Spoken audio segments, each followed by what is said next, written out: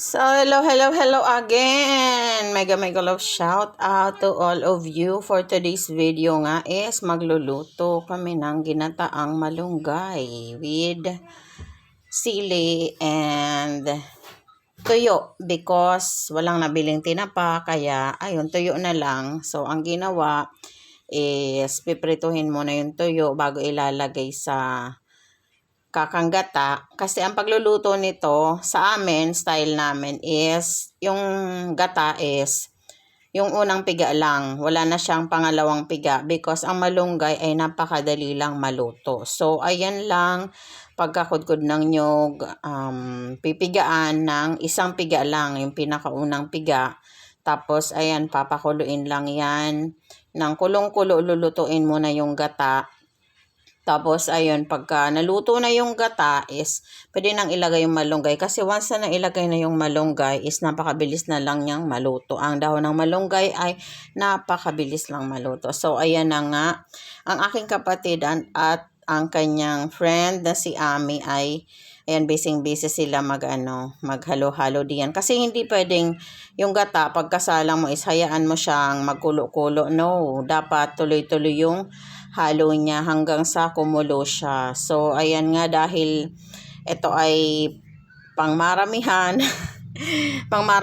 ayan, dito nagluto ang kapatid ko sa tungko kasi, diba, may gera ngayon doon sa Middle East. So, we are expecting na tataas talaga ang price ng mga gasol, ganyan, mga gasolina, diba? Kasi alam na natin ang nangyayari sa Middle East is talaga, domino effect yan. Hindi lang sila ang apektado, kundi pati tayo din all around the world. So, I would like to take this opportunity to let us pray for those who are affected doon sa mga kababayan natin na nasa Middle East na takbo ng takbo sila pag nag-a-alarm, tapos yung palipat-lipat sila ng bahay dahil nga may mga bomba. Pero maraming salamat din sa Panginoon kasi iniingatan sila doon kahit na hindi madali yung sitwasyon nila, but still nananalig sila na hindi sila pababayaan ng Lord.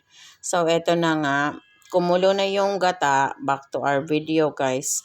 Kumulo na yung gata, so ayan, nilagay na ng kapatid ko yung malunggay. Ang paglalagay niyan is hindi yung ibubuhos mo agad-agad. Dapat unti-unti lang paglalagay para ma-absorb ng gata yung dahon ng malunggay. Ayan, saglit na lang yan na konting halo-halo na lang, and nilagyan din namin yan ng sili kasi kami ng kapatid ko ay talaga namang we are fan of spicy foods. Kasi nga, 'di ba, born and raised kami in Bicol, so talagang gusto namin ng mga maaanghang na pagkain. Lahat talaga ng pwedeng lagyan ng sili is nilalagyan namin.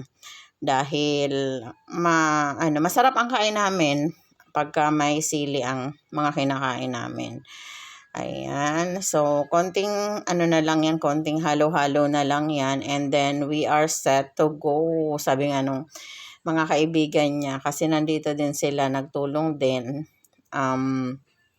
Matagal daw kasi ginawa yan is paggabi na, pagkatapos ng Bible study namin. So, ang kapatid ko biglang nag-crave siya ng ginataang malunggay daw na may gata at saka may tinapa. Wala nga nahanap na tinapa. So, ayan na nga. Ayan, luto na yan, guys. Ayan, o, diba? Nakapagsandok na ang mamshi nyo. So, dahil gabi, konti lang ang kanin natin. Kasi, nakaano tayo ngayon. Nagda-diet tayo ngayon for our well-being, syempre. So, ayun, titikman na natin. Maraming salamat sa mga hindi pa nakasubscribe. Please subscribe to our channel, and God bless us all. Ingat po tayo palagi. God bless you. God bless us. Mwah, mwah, chup, chup.